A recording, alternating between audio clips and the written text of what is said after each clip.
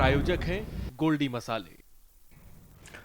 नमस्कार, मैं हूं प्रदीप विश्वकर्मा और आप देख रहे हैं आज का मुद्दा। और आज का हमारा मुद्दा है 69,000 सहायक शिक्षक भर्ती मामला, अब आरक्षण और एमआरसी वाले अड़े।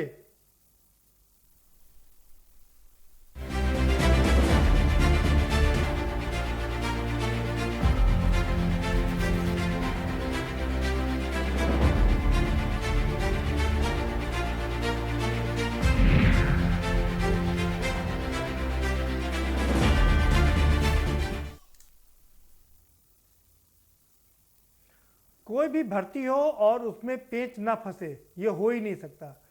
सरकार को क्रेडिट इस बात का जाता है कि उसने सुप्रीम कोर्ट से अपनी बात निकाल के भर्तियां आरंभ कर दी और लोगों को नियुक्ति पत्र भी दे दिए। 69,000 शिक्षक भर्ती मामले को लेकर के पहले 31,000 लोगों को की भर्ती की गई, उनको नियुक्ति पत्र दिए गए और उसके बाद बाकी बची हुई 37,000 सीटों पर भी नियुक्ति पत्र देने का काम शुरू हुआ और नियुक्ति पत्र दिए भी गए। लेकिन इसमें कई ऐसे पेच फंस गए जो इस सारी प्रक्रिया को धूमिल करता है। थोड़ा सा उसमें कुछ संशोधन को लेकर के कुछ पेच फंसे हुए हैं, कुछ जम्मू कश्मीर की डिग्री को लेकर के पेच फंसे हुए हैं और सबसे बड़ा जो पेच फंसा है वो है आरक्षण को लेकर के। आरक्षित वर्ग के लोग लगातार ये आवाज उठा रहे हैं, पिछले 3 दिन से यहाँ धरना कर रहे हैं, इसके पहले भी धरना प्रदर्शन कर चुके हैं, लाठी खा चुके हैं। उनका मानना है कि उनके साथ नाइंसाफी हुई है और जो जितना उनको मिलना चाहिए था उतना नहीं मिला और बार बार वो आरोप लगा रहे हैं कि पूर्णांक छुपाया जा रहा है, प्राप्तांक छुपाया जा रहा है और सारी प्रक्रिया पर आरोप लगा रहे हैं। इसको लेकर के वो आयोग में भी गए, आयोग ने भी जवाब तलब किया राज्य सरकार से और राज्य सरकार ने गोलमोल वहां पर जवाब दिया। तो क्या है ये पूरा मामला, इसी पर हम चर्चा करेंगे। सरकार जॉब देना चाहती है, जॉब दे रही है, उसके बावजूद ये जो कॉम्प्लिकेशन छूट रहे हैं उससे सरकार की छवि धूमिल हो रही है। अगर साफ सुथरी ये नहीं निकली तो जो सरकार की मंशा है लोगों को जॉब देने का, उस पर कहीं ना कहीं सवालिया निशान खड़ा हो जाता है। इसी पर चर्चा करेंगे। हमारे साथ में खास मेहमानों का पैनल है, हम उनसे आपका परिचय कराएंगे, लेकिन उससे पहले आपको एक रिपोर्ट दिखा देते हैं। ये रिपोर्ट देखिए, समझिए, उसके बाद इस पर चर्चा करेंगे।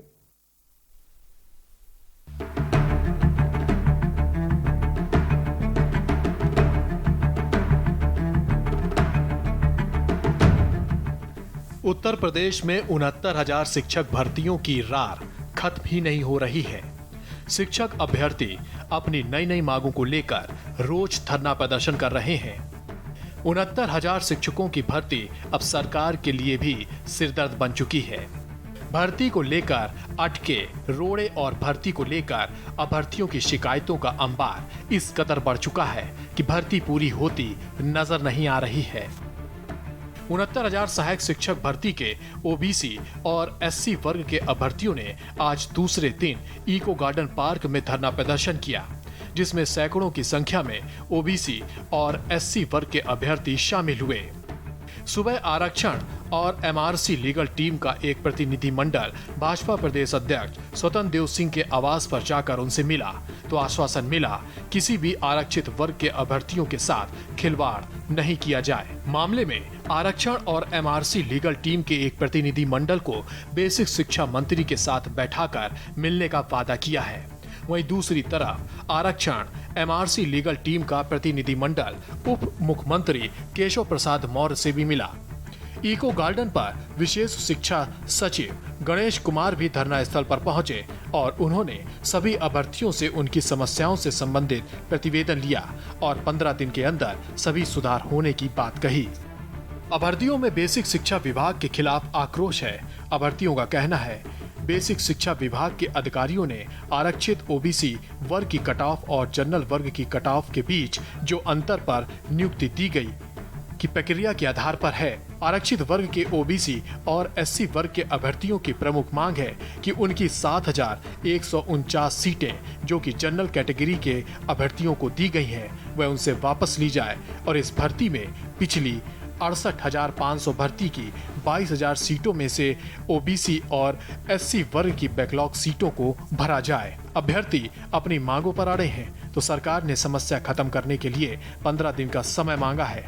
बड़ा सवाल है कि भर्ती की रार और आरक्षण की तकरार कब खत्म होगी। स्पेशल डेस्क के न्यूज।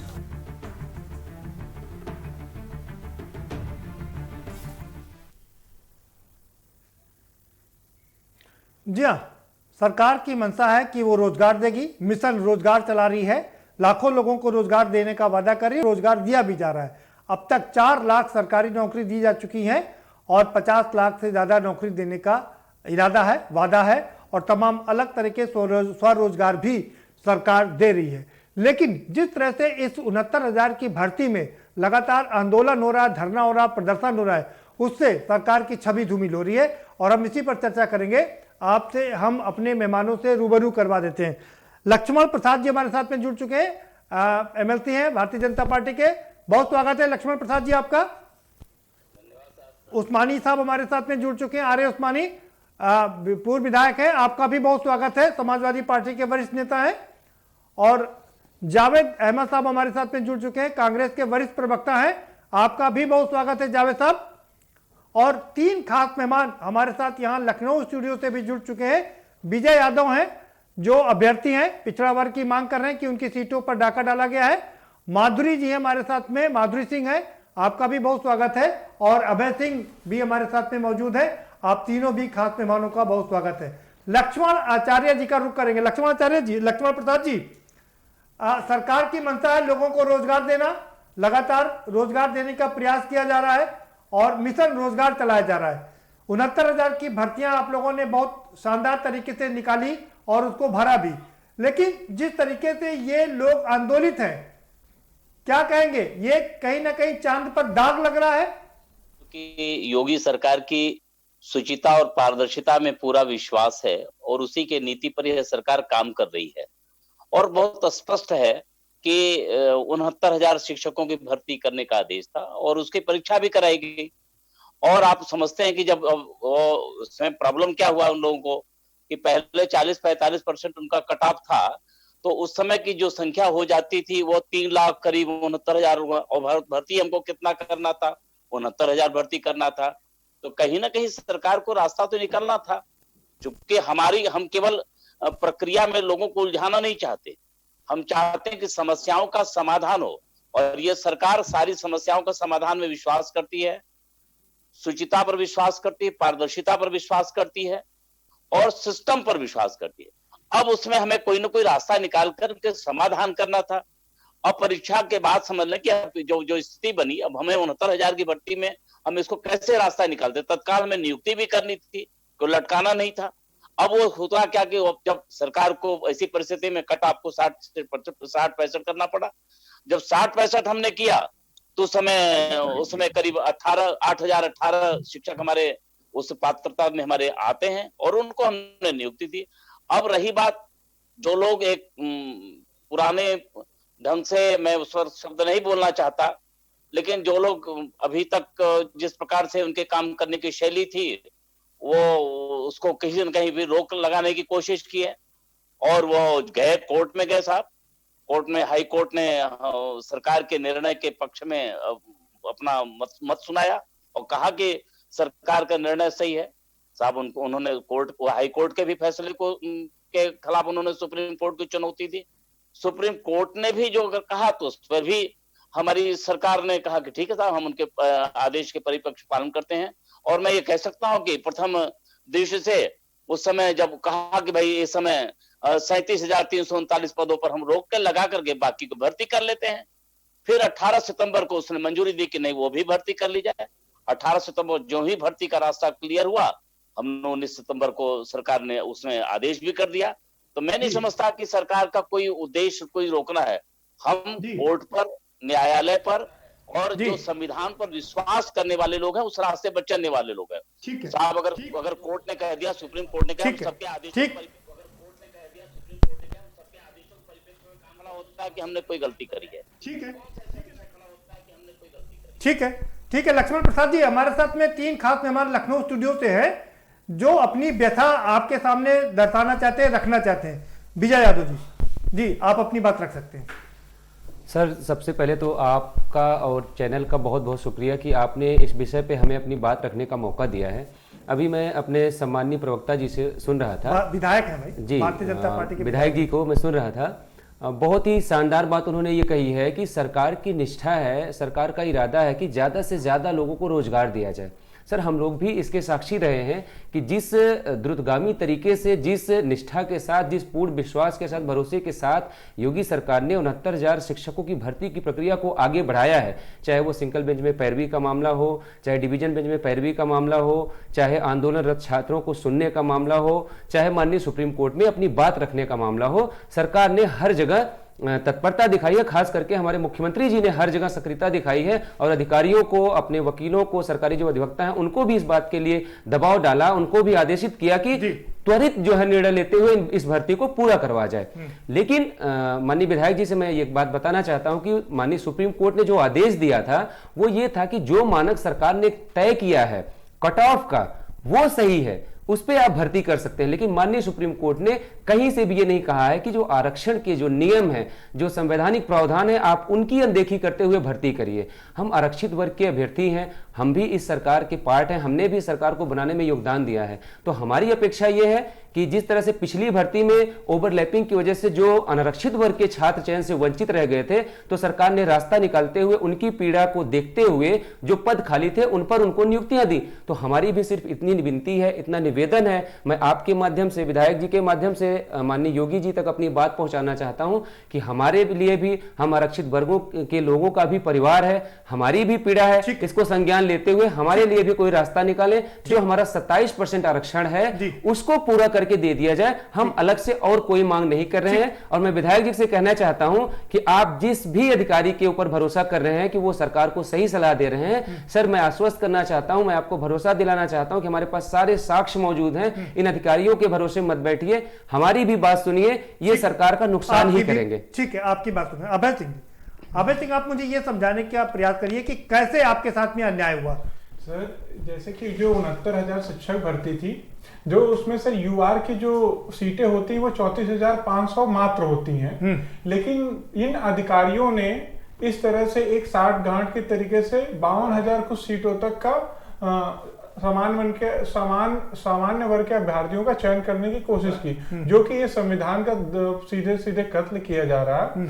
हम सरकार पे पूरा भरोसा रखते हैं कि शायद सरकार की ये मंशा ना हो, लेकिन अधिकारियों ने अपने पसंद, जो जिनको वो पसंद करते हैं उनको इन्होंने मतलब ओबीसी और एससी की सीट देने की साजिश रची, जो कि ये कि बहुत ही हम लोगों को निराशा है कि इस योगी सरकार में जो कि साधु संत हैं और बड़े इनसे उम्मीद रहती है। कैसे, आप मुझे बताए ना, कैसे कितनी सीटें आपकी वंचित रह गई, कैसे वंचित रह गई, ये समझाई ना। हाँ सर, सुनने के बैठे जी।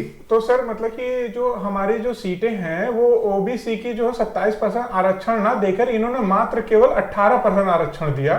तो सर हम लोगों ने कैसे कहेंगे आप? हाँ सर, मैं वो समझा रहा हूँ आपको जी। तो सर फिर हम लोगों ने ये जब कट ऑफ देखी तो जो जनरल की कट ऑफ है वो 67.1 है और जो ओबीसी की कट ऑफ है वो 66.7 है। तो मात्र 0.4 में इन्होंने 18,000 अभ्यर्थियों को भर्ती कर दिया। तो हमने मान लिया शायद इन्होंने भरा हो, लेकिन फिर जब हमने इनके अधिकारियों से इस चीज का जवाब मांगा कि आपने जो 18,000 अभ्यर्थी ओबीसी का 27% आरक्षण के साथ भरे हैं उसकी आप हमें चयन सूची दीजिए, तो इन्होंने नहीं दी। फिर क्या बोलते हैं, हम लोग एक पढ़े लिखे तबके से आते हैं, तो हम लोगों ने खुद मेहनत करी और सरकार द्वारा जो एक डाटा उससे हम लोगों ने पूरी निकाली और ये पाया कि हमारा आरक्षण का घोटाला हुआ है। आरक्षण का घोटाला हुआ, ठीक है। माधुरी सिंह जी, आप क्या कहेंगे? सर, मैं ये कहना चाहूंगी कि मैं पहले तो एक बहुत ही गरीब किसान घर की बेटी हूँ जी, और मैंने अपनी पढ़ाई बहुत ही मुश्किल हालातों में की है। हमारे पास पढ़ने के लिए उतने पैसे भी नहीं थे, बीएड में काफ़ी पैसे भी लगते हैं, लेकिन फिर भी हमने किसी भी तरह से अपनी पढ़ाई पूरी की और इस मुकाम तक पहुँचे हैं कि मतलब जो वो मानक तय किए हैं कि आप 60 और 65 पे कि मतलब उतने लोगों को हम देंगे। तो जब हमने टेट पास किया और सुपर टेट पास किया और फिर भी हम चाहते तो पहली लिस्ट में ही चयनित हो जाते, लेकिन ओबीसी अभ्यर्थियों के साथ इतना बड़ा अन्याय किया गया है कि उनकी सीटों पर जनरल के लोगों को ला दिया गया है और जिससे हम लोग इतने आहत हुए हैं और आज अपनी पीड़ा हम 3 दिन से इधर उधर पहले SCRT पे गए, वहां पे हम लोगों को वहां से मार मार के भगाया गया, गंदी गंदी गालियां दी गई लड़कियों को, और हमारे भाइयों को मारा गया लाठियों से। और फिर वहां से हम लोगों को इको गार्डन मार मार के भगाया गया। हम लोग इको गार्डन में भी गए, वहां हुआ कि आप लोगों को रुकने दिया जाएगा, फिर वहां शाम होते ही कहे वहां से भी निकाल दिया गया। फिर हम लोग वहां से कोई बस स्टैंड पे अपनी रात गुजारी, कोई मतलब कि हम लोग 3 दिन से समझ लीजिए इतने परेशान हैं, भूखे प्यासे हैं, और अपना दुख सुनाना चाह रहे हैं, कोई हमारा दुख देख नहीं रहा है। मतलब कोई अधिकारी कुछ भी आता है बस थोड़ा सा आश्वासन देकर के चला जाता है, और कुछ भी हमारी बात मतलब कि उनको ये नहीं है कि हाँ जो ये अभ्यर्थी कह रहे हैं अगर उसमें कोई भी सच्चाई है तभी तो ये यहाँ इतने 3 दिन से अड़े हुए हैं। बिल्कुल ठीक है माधुरी जी, आपके पास आएंगे। उस्मानी साहब, संक्षेप में आप, ये आरक्षण घोटाला कोई पहला और नया मामला नहीं है, ये तो हमेशा से होता रहा है। मैं अभी बहुत ध्यान पूर्वक जो लोग अभी बोल रहे थे, बात रख रहे थे अभ्यर्थी, उनकी सुन रहा था, उनकी पीड़ा को सुन रहा था।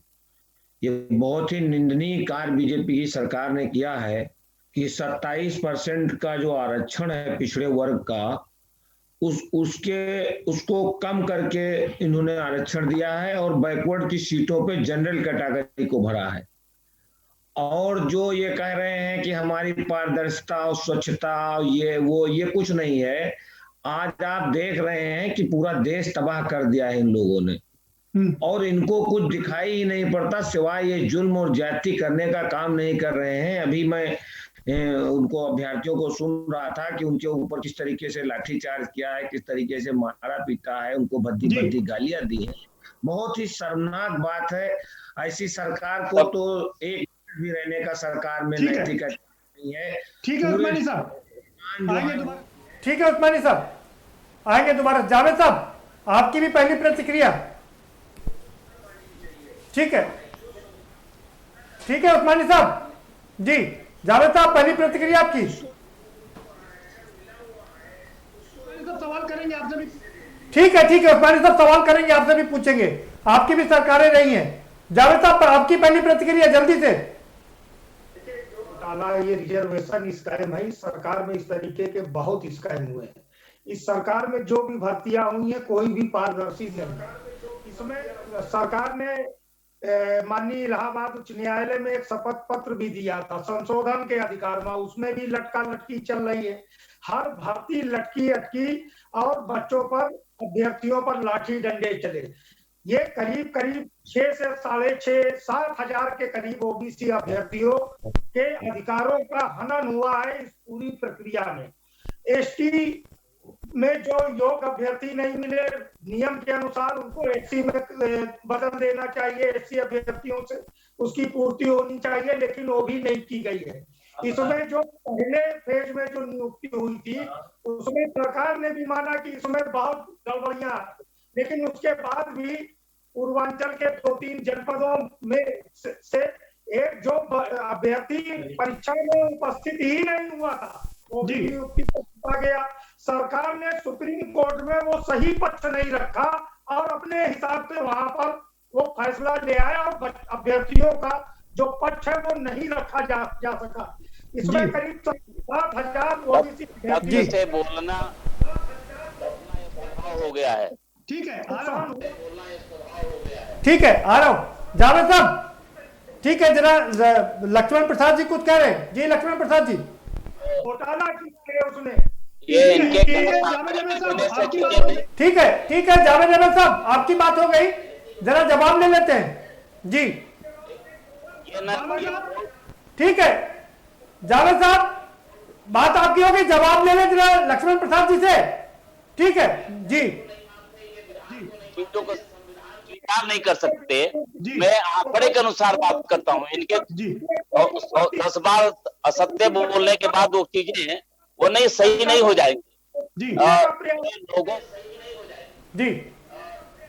दिशा से उनको भटकाना, क्योंकि अभी तक लोगों को सबको पता है कि शिक्षा को जिस प्रकार से बाकी सरकारों ने, चाहे समाजवादी पार्टी की सरकार रही हो, बसपा की सरकार रही हो, कांग्रेस की सरकार रही हो, और जो हमारे भाई साहब बोल रहे हैं, मालूम है कि प्रकार व्यवस्थाएं बनाकर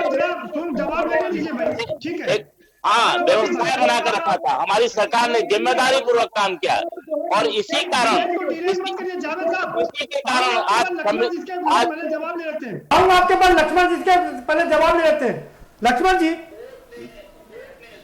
सही दिशा में काम कर रहे हैं और दे सकता हूं, मैं आंकड़े दे सकता हूं कि इन्होंने हमने इतने दिनों में भाई जावेद साहब रुकिए, आप आपके पास आ रहा हूं। लक्ष्मण प्रसाद जी कुछ सवाल आपसे लेने हैं, ये कुछ अभ्यर्थी यहाँ पर बैठे हुए उनको जवाब चाहिए। जावेद साहब रुकिए, आप आपके पास आ रहा हूं भाई। जावेद साहब आप तो ऐसे नहीं थे, आप रुकिए। शुरू करें इनकी सरकार। लक्ष्मण प्रसाद जी जी सवाल सुनिए। जावेद साहब रुकिए भाई, आप तो ऐसे ना थे, आप ऐसे कब से करने लगे? रुकिए भाई, जावेद साहब ऐसे नहीं चलेगा, ये चलेगा नहीं बिल्कुल भी। आप अपने समय पर बोलिए प्लीज।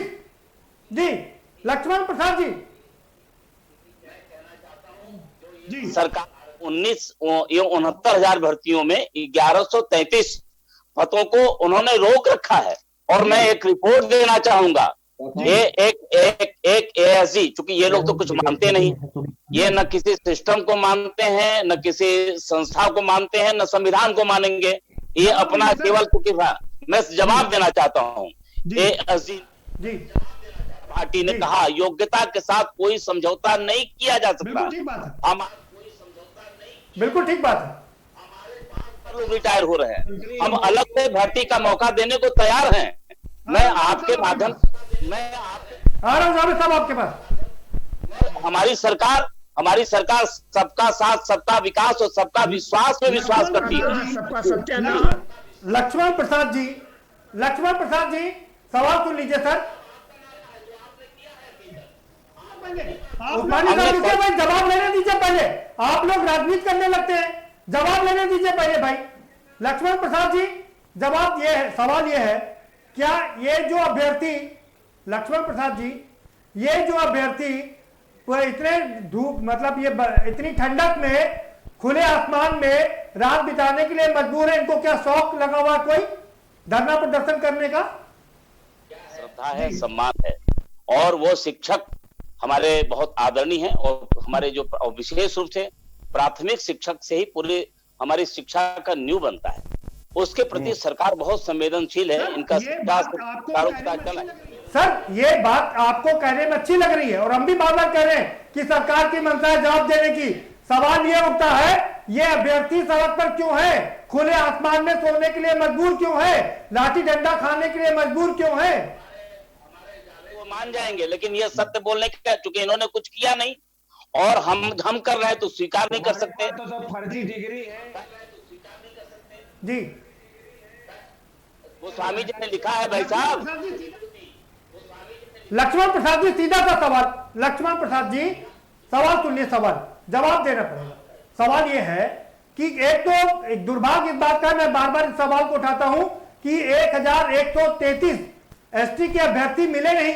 21वीं शताब्दी में हम रह रहे हैं और एसटी के अभ्यर्थी नहीं मिल रहे हैं, मतलब सुटेबल कैंडिडेट नहीं मिल रहा। इससे बड़ा दुर्भाग्य क्या होगा? दूसरा, ये आरक्षित वर्ग के जो लोग हैं वो कह रहे हैं कि 18,000 पदों पर डकैती पड़ी है, डाका पड़ गया है।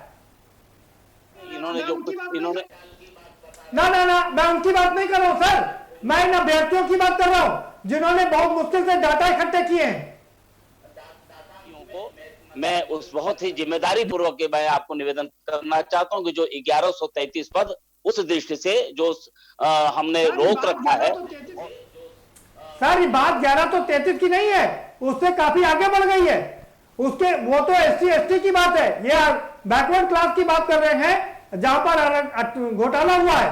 विजय यादव जी कुछ कहना चाह रहे हैं? जी विजय जी। सर मैं आ रहा हूं विजय आपके पास। हमने आरक्षण को संरक्षण दिया है, आरक्षण के साथ हम खड़े रहे हैं। हमने पहले भी निवेदन किया।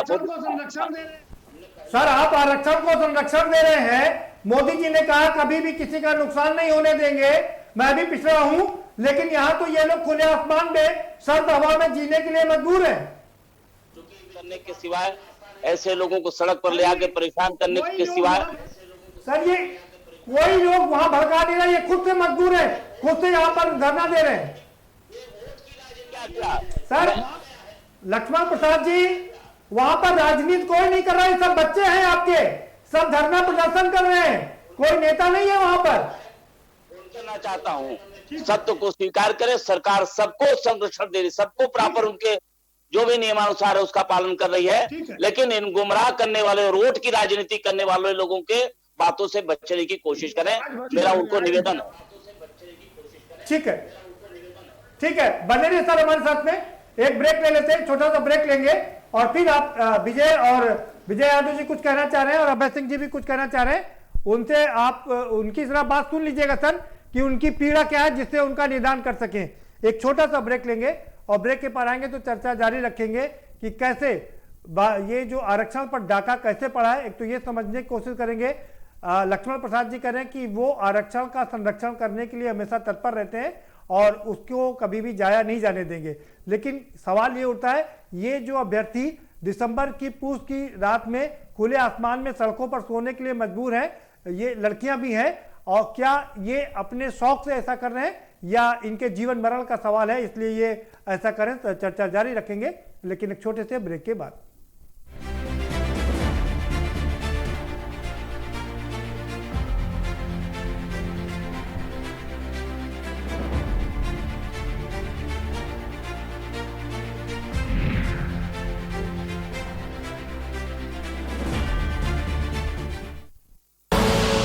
आप देख रहे हैं के न्यूज, खबरों का सारथी। लम्हे छोटे से ये जिंदगी से भरे, इन्हें हाथों में भर ले और जी ले जरा। मुसाफिरा तू है चला, मुसाफिरा छोटे छोटे लम्हों का अनोखा सफर, कमला पसंद, अनोखा स्वाद। GGS Education Group launches 20% discount on academic fee of courses MBA, BBA, BCA, BFSI and GM, D Pharma, B Pharma. Offers best infrastructure, best transport facility, best academic service and best placement service. Register today to avail 20% discount. Call 9971 496 497 or visit the campus Kanpur Lucknow Highway near Unnao. GGS Education Group. मस्त है, बड़े मस्त है, test में भी लज्जत है। बावर्ची की सोया बड़ी, बावर्ची न्यूट्री सोया बड़ी और टेस्ट में बड़े मस्त है। आप देख रहे हैं के न्यूज, खबरों का सारथी।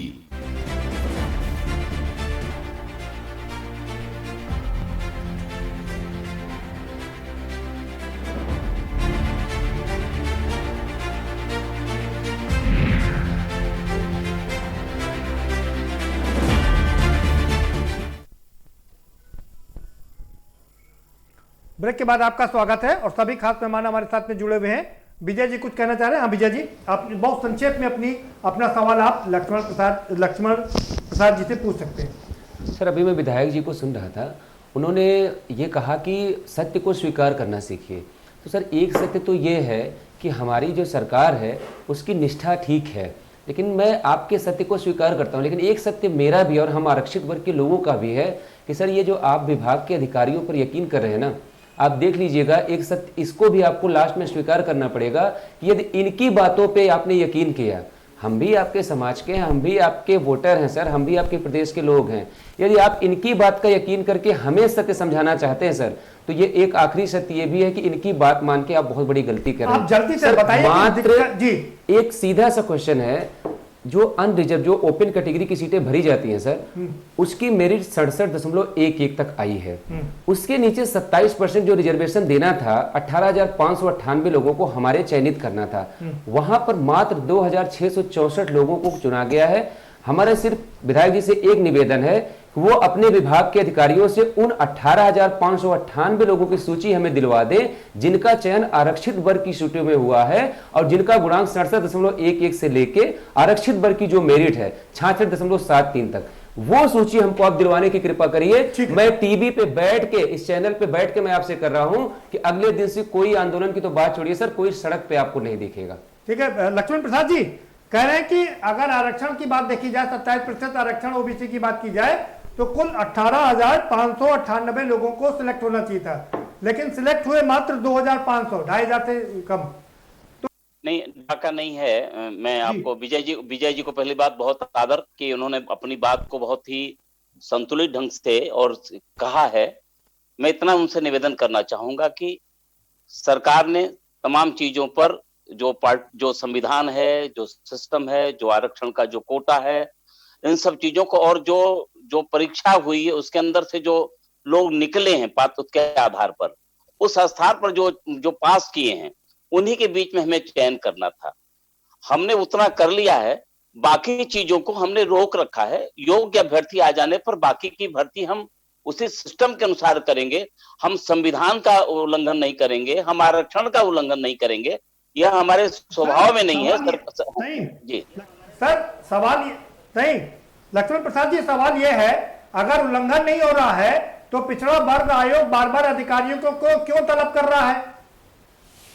लेकिन जितनी भी संस्थाएं हैं वो अपना काम कर रही हैं, लेकिन उसका उत्तर मिल रहा है। और सभी जगह जब इसी के परिप्रेक्ष्य में जब लोग, मैं पहले भी निवेदन कर चुका हूं कि जब लोग कोर्ट जाते हैं, हाई कोर्ट, सुप्रीम कोर्ट, यही तो जाकर के हम न्याय कर, हमें कहीं आपस में नहीं मिल पाता न्याय, तो जब हम आपस में निर्णय नहीं कर पाते तो हम कोर्ट जाते हैं और कोर्ट इसमें फैसला सुनाता है कि योगी सरकार ने सब कुछ बहुत ही न्यायप्रिय ढंग से और विधि सम्मत ढंग से पूरा किया। सवाल ये है कि अगर सब कुछ न्यायप्रिय ढंग से हो गया है तो ये लोग सड़क पर क्यों हैं? रजा साहब को खराब लग सकता है, लेकिन मैं इतना जरूर कहूं कि ये लोग वोट की राजनीति केवल किए हैं। और मेरे पास आंकड़े हैं साहब कि हमने अब तक कितनी नियुक्तियां करी और इन्होंने अपने 5 वर्षों में, अगर आप मुझे इजाजत है तो मैं सुना दूं कि इन्होंने कितना किया और मैंने कितना किया। मेरे पास नहीं, वो अलग बात है, वो आंकड़ों पर हम नहीं उलझेंगे सर। हमारा तो मतलब है कि जो भी अभ्यर्थी है, चाहे वो संशोधन को लेकर के हो, चाहे वो जम्मू कश्मीर वाली बात हो, या जो 10% ई या डब्ल्यू का जो कोटा उसकी बात हो, हमें तो युवाओं को नौकरी चाहिए सर।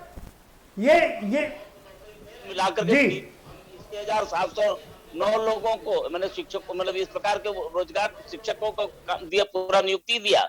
हम विभिन्न क्षेत्रों में काम कर रहे हैं। हम केवल आंकड़े नहीं दे रहे, हम उसके सत्याई है और बाकी की भी क्या स्थिति है।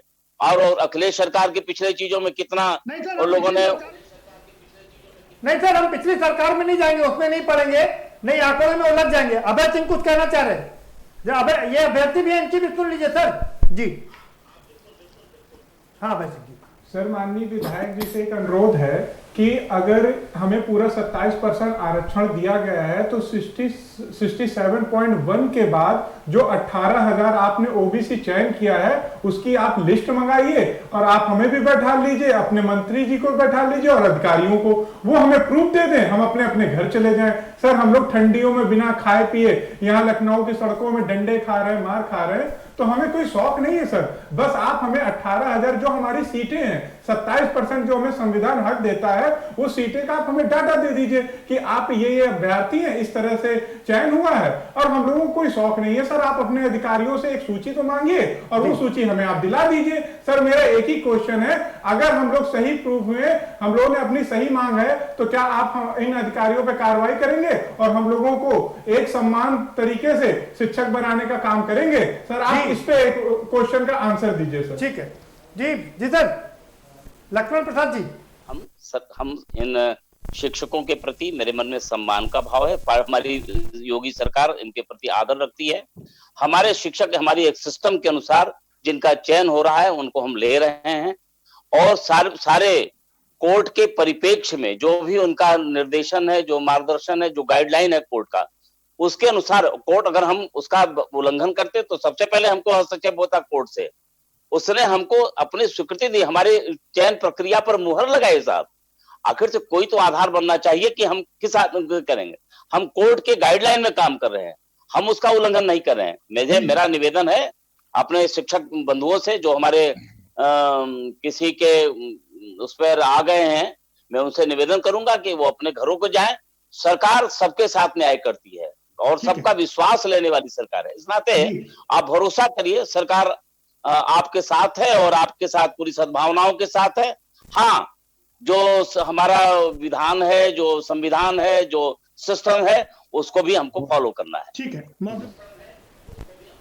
ठीक है। माधुरी सिंह जी, सर कह रहे हैं कि हम संविधान की रक्षा कर रहे हैं, हम सब चीज की आरक्षण की भी रक्षा कर रहे हैं और नियम कायदे कानून से कर रहे हैं, उससे अलग जाकर के कोई काम नहीं कर सकते हैं। सर अगर इससे अलग जाकर के इन्होंने काम नहीं किया है तो जो क्या हम लोगों ने जो डाटा निकाला है क्या वो गलत है? अगर ये कहते हैं कि हम पारदर्शिता के साथ कर रहे हैं, आरक्षण के नियमों का पालन किए हैं, तो फिर ये मूल सूची क्यों दिखाने से डर रहे हैं? वो हमारे सामने क्यों नहीं ला रहे हैं? अगर वो इतना हमको संतुष्ट कर सकते हैं तो मूल सूची निकाल के हमें दें, हमें संतुष्ट करें। सर अगर ट्रांसपेरेंसी है, आप सब कुछ नियम कायदे कानून से कर रहे हैं, तो जो आंकड़े हैं वो सामने क्यों नहीं रखे जा रहे? क्यों लुका छुपी का खेल किया जा रहा है? जिम्मेदारी पूर्वक उसको पढ़ लें, देख लें, आंकड़े हमारे सब क्लियर है, कोई चीज हमारे यहाँ छिपा हुआ नहीं है, हर कुछ बहुत ही पारदर्शी ढंग से सारे। अरे सर कुछ सर हम बताएं, सर माननीय पिछड़ा वर्ग ने इसमें रोक लगा रखी है। माननीय पिछड़ा वर्ग में विधायक जी इसमें रोक लगा रखी है, लेकिन आपके अधिकारियों ने इस भर्ती को पूर्ण कर दिया है। अब पूर्ण कर दिया है तो आरक्षण की जो सूची है हम लोग मांग मांग के थक गए। हमारे एक ही क्वेश्चन है कि आपने जो 27% दिया है उसका एक निष्पक्ष आप उसका डाटा हमें दे दीजिए, हम लोग घर चले जाएं। सर हम लोग यहाँ पे ठंडी हमें बर्दाश्त नहीं हो रही है, कई लोग बीमार हो रहे हैं, डंडे शौक नहीं है सर, बस हमें सूची आपसे बहुत उम्मीद है सर। हमें सवाल है लक्ष्मण प्रसाद जी, सवाल ये है कि अगर सब कुछ सही है तो ये जो पिछड़ा वर्ग आयोग है क्यों बार बार सरकार को गलत ठहरा रहा है? और अगर वो पिछड़ा वर्ग आयोग गलत है तो क्या आप उसको सस्पेंड करेंगे, उस पर कोई कार्रवाई करेंगे? ऐसा विषय नहीं आया है कि कोई हमको गलत सरकार आयोग। जहां तक हम सरकार की बात है, आदरणीय योगी जी की सरकार है, वह एक संत मुख्यमंत्री हैं और सबके प्रति बहुत स्नेह का भाव रखते हैं और सबके प्रति बहुत ही आशीर्वाद और का भाव रहता है। इस नाते उनके सरकार में कोई दुखी नहीं रहेगा। और मैं बार बार निवेदन करना चाहूंगा कि हमारी सरकार की हर कुछ बहुत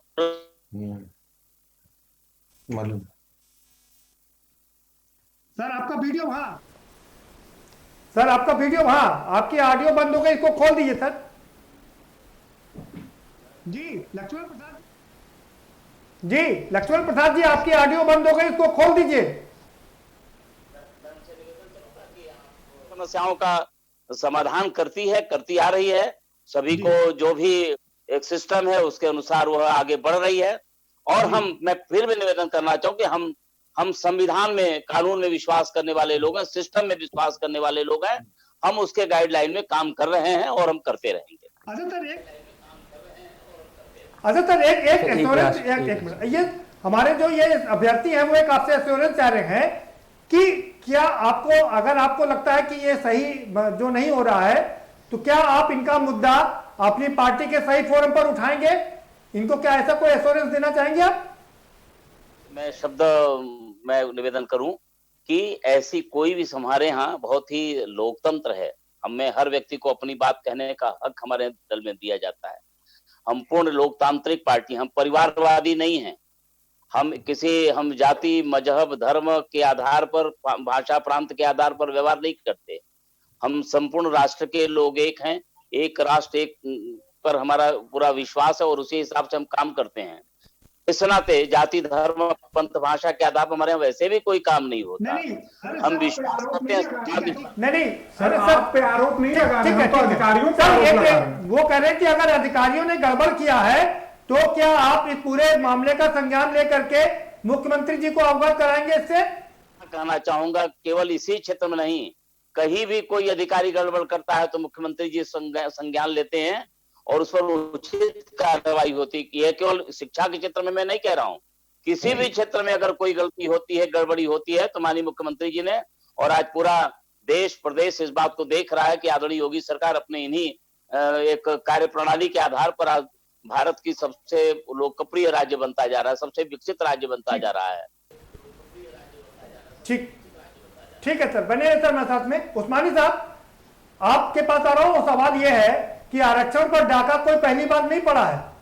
ये तो जब से ये मंडल कमीशन लागू हुआ है तभी से डाका डालना शुरू हो गया था, और यही कारण है कि आज तक जितनी सीटें भरी जानी चाहिए थी नहीं भरी पाई। देखिए, ऐसा है कि जो मंडल कमीशन है वो भी हम लोगों की ही सरकार में लागू हुआ था, और ये जो सरकार है ये मंडल कमीशन को और मंडल आयोग की सिफारिशों को लूटने वाली सरकार है। मैं अभी अपने ये हमारे अभ्यर्थी जो हैं विजय सिंह और ये जो हैं सब, इनको सुन रहा था, और ये लोग सीधा सा एक सवाल है इनसे कि जब 18,598 उनके बैकवर्ड क्लास की भर्ती होनी है तो 18,598 की सूची दे दे, और ये सूची तो दे नहीं पाते। ये बार बार वही पारदर्शिता, आचार संहिता और संविधान और उसकी रक्षा करने की दुहाई देते हैं। अरे आप 18,598 की सूची दे दीजिए उनको कि ये हमने बैकवर्ड क्लास के लोगों को उनको आरक्षण दे दिया, उनको भर्ती कर दिया है। अगर नहीं किया है, उनका कहना है 2,664 लोगों को भर्ती किया है, तो बाकी लोगों की ये भर्ती कब करेंगे? और दोषी अधिकारियों को दंड करें, उनको जेल भेजें, और जेल भेजने के बाद ये बैकवर्ड क्लास का कोटा पूरा करें।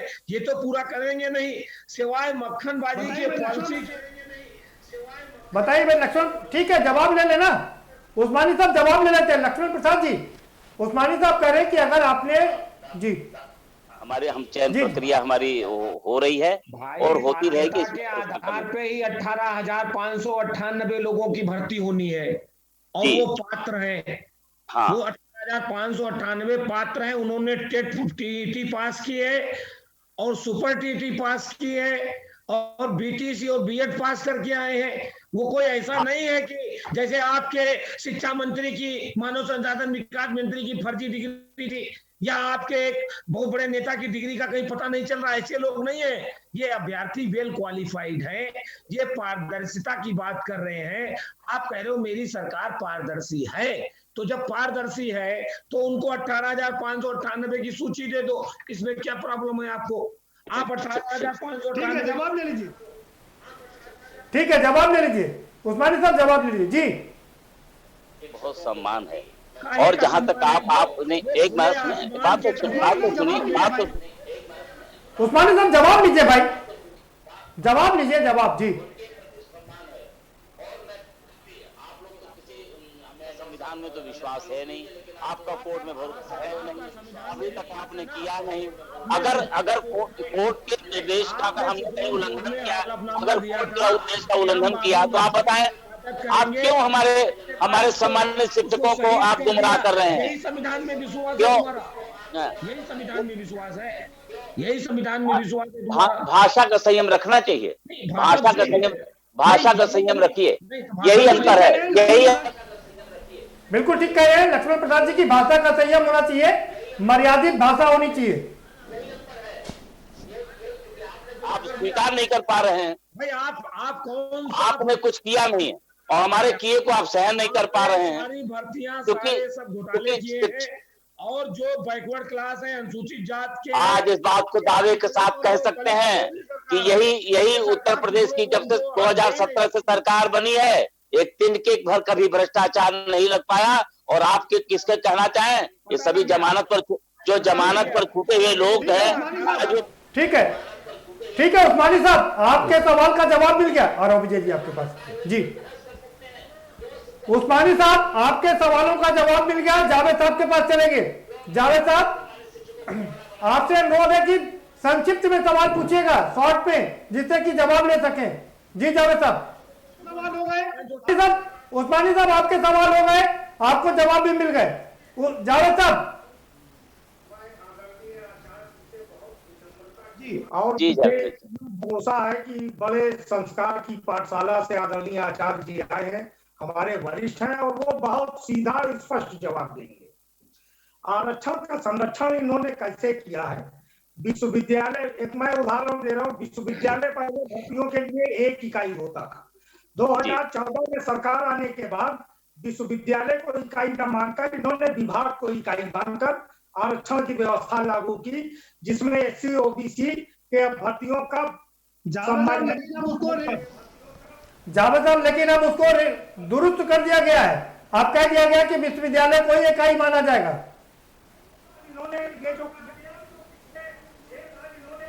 दूसरी चीज, ये OBC के अभ्यर्थियों की सूची मांगी है, मेरी बात होनी चाहिए, दे पा रहे हैं उसको। वो कह रहे हैं कि बात अभ्यर्थी यहाँ बैठे हैं, वो कह रहे हैं कि बात हमारी होनी चाहिए, हमारी हो रही है, इधर उधर की बातें मत करिए। 33 की बात ST में योग्य अभ्यर्थी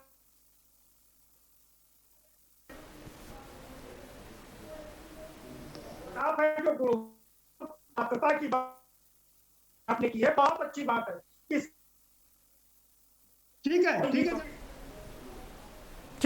है जावेद साहब, आएंगे आपके पास में, समय कम है। विजय यादव जी, आप अपनी बात रख सकते हैं। सर मैं अपने ठीक है जावेद साहब जी, विजय, मैं अपने सम्मानीय विधायक जी से एक बात कहना चाहूंगा कि बहुत बातें मैं बड़ी ध्यान से सुन रहा था कि सर आप ही की पार्टी की और हम सबकी पसंदीदा और भारतीय राजनीति की विदुषी महिला स्वर्गीय सुषमा स्वराज जी का एक शेर था जिन्होंने मनमोहन सिंह को सुनाया था कि तू इधर उधर की बात न कर, ये बता कि काफिला क्यों लुटा। सर हमारा सीधा सा एक सिंपल सा क्वेश्चन है, अगर सब कुछ पारदर्शी है, अगर सब कुछ आपने अच्छा किया है, इतना ही यकीन आपको अपने विभाग के अधिकारियों पे है, हमारे ऊपर यकीन नहीं, आपको लगता है कि हम इस ठंड में, पूस की ठंड में, इस दिसंबर की ठंड में यहाँ बैठ के सिर्फ टाइम पास कर रहे हैं और आप सब कुछ सही कह रहे हैं। सर हमारी पूरी निष्ठा है आप में, सरकार में। मैंने अपने संबोधन के शुरुआत में ही कह दिया कि योगी जी का इस भर्ती के प्रति जो स्नेह रहा है, जो लगाव रहा है, वो हम लोगों ने बहुत करीब से देखा है। लेकिन सर सिर्फ इतना बता दीजिए, अगर सब कुछ सही है तो आखिर क्या ऐसी मजबूरी है कि आपके बेसिक शिक्षा के अधिकारी जो 18,598 लोग जो ओबीसी वर्ग में चयनित है, उनकी सूची क्यों नहीं दे देते? वो हमको आज दे दे सर, हम कल सुबह अपने अपने घर चले जाएंगे। ठीक है लक्ष्मण प्रसाद जी, सवाल आकर के घूम फिर के वही रुकता है कि आखिर जब आप पारदर्शिता की बात कर रहे हैं, आरक्षण के संरक्षण की बात कर रहे हैं, संविधान की बात कर रहे हैं, तो वो सूची जग जाहिर क्यों नहीं कर दी जाती है? किया था कि जैसे उनके मूल अंक पत्र में प्राप्तांक और अंक मंत्र की मूल प्रति या कुछ भी ऐसी जो भी विधिक दिक्कतें रह गई थी, उनके कारण क्या कठिनाइयां रह गई हैं। लेकिन ऐसा सवाल है कि 18,598 लोगों की सूची क्यों नहीं दी जा सकती? इसके अलावा और कोई मुद्दा नहीं है सर। सर इनका कहना है कि उसमें संशोधन का कोई मामला नहीं है, संशोधन का मामला अलग है। मेरा निवेदन करना है, नहीं मेरा केवल विषय इतना करना था कि हमने अभी तक तो भर्ती प्रक्रिया ही रुकी थी पिछले में। आप कहेंगे कि आप जी नहीं, इसके लिए आप बधाई के पात्र हैं सर। वो हम लोगों ने शुरू में ही कह दिया कि आपने भर्ती प्रक्रिया को शुरू कराया, लोगों को नियुक्त पत्र तक दे दिया, ये आप और आपकी सरकार बधाई की पात्र है। लेकिन सवाल यही है सर कि ये जो लोग पूस की रात में यहाँ सड़कों पर पड़े हुए हैं, आखिर अगर इनका भी कल्याण हो जाता तो ये आपको और दुआएं देते। अभी तक तो ये प्रक्रिया ही न, कोई भर्ती नहीं चल रही थी। अब उसमें ये भर्ती प्रक्रिया प्रारंभ हुई, तमाम लोगों की नियुक्तियां हो गई हैं, सबको नियुक्ति पत्र भी मिल गई है। 2 दिसंबर को अंतिम रूप से यह भी दे दिया गया है। बाकी जो शेष बचे हैं उनके भी प्रक्रिया की पूरी की जा रही है। अगर उनको ये सत्य बता दिया जाए तो हमारे सीधे साधे शिक्षक अनावश्यक वहां परेशान नहीं होते। और क्योंकि बताएगा, आप इतना बता दीजिए कि वो सत्य कौन बताएगा सर? अभय सिंह जी, ठीक है सर, अभय सिंह जी अपना दुख बयां करना चाह रहे हैं। हाँ अभय सिंह जी। माननीय विधायक जी, आपसे कुछ नहीं, इधर की ना उधर की बात सीधी सीधी है कि आपकी सरकार पर हमें पूर्ण भरोसा है, पूरी तरह से हमें आपकी सरकार में भरोसा है। लेकिन आपके अधिकारी जो है वो उन्होंने घोटाला किया, आप इस चीज को स्वीकार कीजिए। अगर हम झूठ बोल रहे हैं तो हम पे कार्रवाई कीजिए, अगर हम यहाँ पे फर्जी में धरना दे रहे हैं तो आप हमको जेल भेजिए। लेकिन अगर हम सच बोल रहे हैं, ठंडियों में खुली खुले आसमान के नीचे सो रहे हैं, तो हमको न्याय दीजिए। आप सीधे सीधे कहिए कि अगर हम आपकी मांग जायज है तो हम माननीय मुख्यमंत्री जी के पास आपकी आवाज उठाएंगे और आपको न्याय दिलाएंगे। अगर अधिकारियों ने इसमें करप्शन किया है तो उनको जेल भेजने का काम करेंगे। बस आप इस चीज का वादा कीजिए ना, क्योंकि हमें आप पे बहुत भरोसा है, हम आपके वोटर हैं, हमने आपको वोट करके जिताया है, तो आपसे हमें बहुत उम्मीद है कि आप हमें न्याय देंगे और मुख्यमंत्री जी से न्याय दिलाएंगे। जी सर। अभय जी, आप जितने संतुलित शब्दों से आप अपनी बात कह रहे हैं मुझे अच्छा लग रहा है, लेकिन मैं आपको प्रार्थना करना चाहूंगा कि हम सब तो संवाद में विश्वास करते हैं और वो संत मुख्यमंत्री हैं, संत हृदय नवनीत समाना, वो तो बिल्कुल वैसे हैं भी। इस नाते उन पर भरोसा करिए। आप लोग, आपके साथ और किसी के साथ अन्याय नहीं हो सकता। और सर इसीलिए तो रहजनों से गिला नहीं है ना, सवाल तो रहबरी का है सर। की बात आप कह रहे हैं, आप कह रहे हैं किसी भी क्षेत्र में घोटाला हो वो अधिकारी बर्दाश्त नहीं किए जाते। हमारी सरकार के, मुझे यही इसी बात का सबसे सर्वाधिक गर्व है कि हमारी सरकार इतने दिनों से चल रही। लक्ष्मण प्रसाद जी, ठीक है सर। लक्ष्मण प्रसाद जी, हमारे साथ में एक महिला भी है, माधुरी सिंह जी, जरा उनका भी दर्द सुन लेते हैं। जी माधुरी जी, आपका फाइनल कमेंट क्या कहेंगी, क्या निवेदन करना चाहेंगे लक्ष्मण प्रसाद जी से? सर मैं आखिरी निवेदन आपसे यही बस करना चाह रही हूँ कि जियो में ना तो संशोधन के बारे में कुछ कहा गया था, ये हुआ था कि अगर कोई भी त्रुटि पाई जाएगी किसी भी प्रकार का कोई संशोधन नहीं होगा। आपने उनको माना, उनको संशोधित करने का मौका दिया, उनको आपने शामिल कर लिया। आपने जियो में एमआरसी का कोई नाम नहीं था, आपने एमआरसी को लागू तो होना चाहिए था 69,000 पे, लेकिन आपने लागू कर दिया 1,46,000 पे। और आपको जैसे लगता है सारा दर हम ओबीसी खत्म करेंगे। लक्ष्मण प्रसाद जी, एमआरसी लागू होना चाहिए था 69,000 पे, लागू कर दिया 1.5 लाख पे, यही बड़ा घोटाला है। क्या कहेंगे आप, इसको सही से देख करके मुख्यमंत्री तक इन लोगों की आवाज पहुंचाएंगे? हम लोग हर समस्याओं को, हर बातों को, हम जनता के हम लोग प्रतिनिधि हैं, जो भी जनता की बातें आती हैं हम लोग अपने माननीय मुख्यमंत्री जी तक सब जगह तक पहुंचाते हैं। उसको मैं बहुत जिम्मेदारी पूर्वक कह सकता हूं। जहां तक नियुक्तियों पर किसी प्रकार का प्रश्न चिन्ह नहीं लगाना चाहिए। जहां तक अन्य बात हमारी बहन जी ने कहा, मैं बहुत सम्मान करता हूं इनको, लेकिन और कोई बात है तो जहां तक माननीय मुख्यमंत्री जी के यहाँ सबका द्वार खुला है अपनी बात कहने का। हमसे कोई बात कही जाएगी, अगर कुछ में कुछ लगता है तो हम जरूर माननीय मुख्यमंत्री जी तक बात पहुंचाएंगे।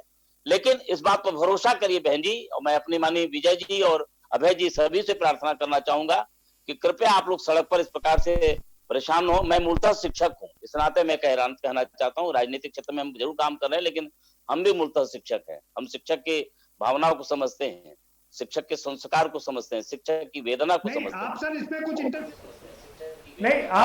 कुछ इंटरफेयर करेंगे? ये आश्वासन चाह रहे हैं, ये अभ्यर्थी आश्वासन चाह रहे हैं कि आप इनकी मदद करें। मैंने पहले भी कहा कि मैं एक जनप्रतिनिधि हूं और हमसे कोई भी आदमी अपनी बात कहता है तो मैं उचित फोरम पर उचित स्थान तक पहुंचाना मैं अपना नैतिक कर्तव्य मानता हूं। तो इनके लिए भी संवाद मेरी ओर से खुला हुआ है। ठीक है, बहुत शुक्रिया सर। ठीक है, बहुत शुक्रिया सर। जावेद साहब माफ करिएगा, समय नहीं था, आज आपके पास दोबारा नहीं आ पाया। अभय सिंह आप भी माफ करिएगा, अब हमारे पास समय नहीं है। बहुत शुक्रिया आप सभी मेहमानों का इस चर्चा में शामिल होने के लिए, बहुत शुक्रिया। और ध्यान पूर्वक बात सुनने के लिए, आराम से चर्चा करने के लिए, एक एक बात पर डिस्कस करने के लिए भी आप सभी मेहमानों का बहुत शुक्रिया कि कम से कम इस मुद्दे में यह रहता है कि सारी बातें आराम से कही जाती हैं और उसके जवाब भी पूरी तरीके से सुने जाते हैं। लक्ष्मण प्रसाद जी आपका बहुत शुक्रिया, बहुत इत्मीनान से आपने इन अभ्यर्थियों की पीड़ा को सुना और उनके सही से जवाब भी दिए, और हम उम्मीद कर सकते हैं कि आप इनकी पीड़ा को जरूर समझेंगे और सही फोरम पर इनकी आवाज को जरूर उठाएंगे, जिससे कि इन्हें भी राहत मिल सके, इनका भी जीवन सफल हो सके। फिलहाल इस कार्यक्रम में इतना ही, आप हमें दीजिए इजाजत और बाकी खबरों के लिए देखते रहिए के न्यूज़ इंडिया।